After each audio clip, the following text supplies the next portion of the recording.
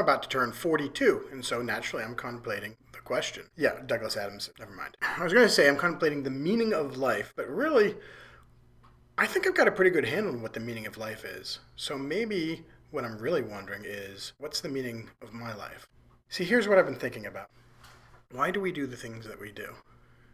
This guy, Emanuel Swedenborg, wrote a couple hundred years ago about how the mind has these different layers to it. Each layer looks down on the next layer below it. This, according to him, is where we get metacognition, the ability to think about our thoughts. So if you're thinking about your thoughts, well, then there's like another part of you that's doing the thinking, right? And each part can think about what the other part's doing. And in his model, it's got these layers. But at the very top of this pile of pieces of your mind is something which can look, but can't really be looked at. And this is your deepest self, and this is where your true loves and desires reside. You can't directly observe that because that's the root observer, so to speak. However, you can see the consequences of it. It's like looking and saying, well, I can't see that there's a black hole in that part of space, but I can see the way other things around there move and infer from that that there must be some very powerful source of gravity. Not that I'm saying your soul's a black hole. Unless it is. So there are parts of you that are not observable.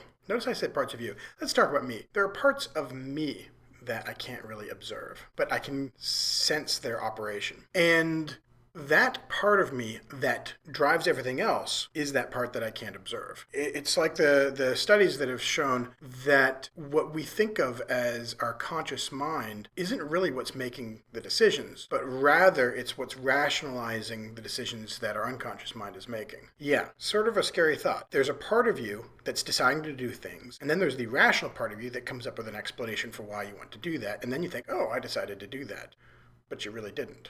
Well, you did. It's a matter of where you put your identity. If you identify only with your conscious mind, then your unconscious mind may seem like some creepy foreign alien entity that's taken up residence deep in your brain. But that's you too. Someone recently said to me that one of the things they were working on in their spiritual development was wholeness. Wholeness it's a big concept, but just applying it here, there's a part of you that you don't see, but it's still a part of you. Where am I going with all this? Well, I've been pondering why I do the things I do. Like, for instance, I planted a church in Austin, Texas. Why did I do that? There are all sorts of reasons for starting a church. There are all sorts of reasons for doing it in Austin, Texas. There are all sorts of reasons for me to do it. And I even have this story that I tell about how I decided to do it. I recently told that story to some people earlier in a Skype conversation this morning. And it's a true story, but it still doesn't answer the question of why.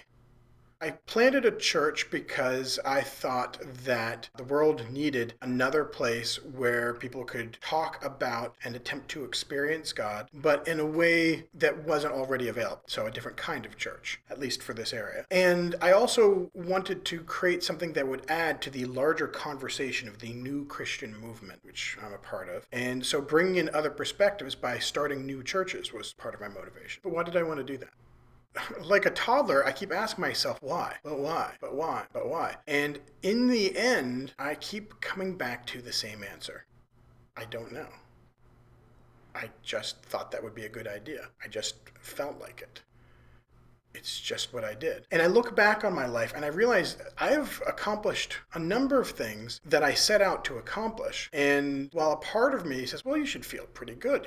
You created this company that was very successful, and you've planted this church, and you've got this nice family. You've done these other things in your life, and you've learned these things, and you should be pretty happy about that. And I am. But why did I do those things? Is there something in the unexamined part of me that's saying that it wants these things for reasons that I wouldn't necessarily agree with if I understood them? Does that make sense? I've come to wonder a lot more recently about that part of me that I can't observe and its motivations. And when I think in these terms, I feel foreign to myself. Have you ever had that experience? And I think wholeness, integrity, reintegration is the goal. That sounds right. But a period of separateness from yourself is probably useful too. So I'm not rushing to integrate this other me, but I would like to understand him a little bit better. Why do you do the things you do? Why do you compel me to do the things I do?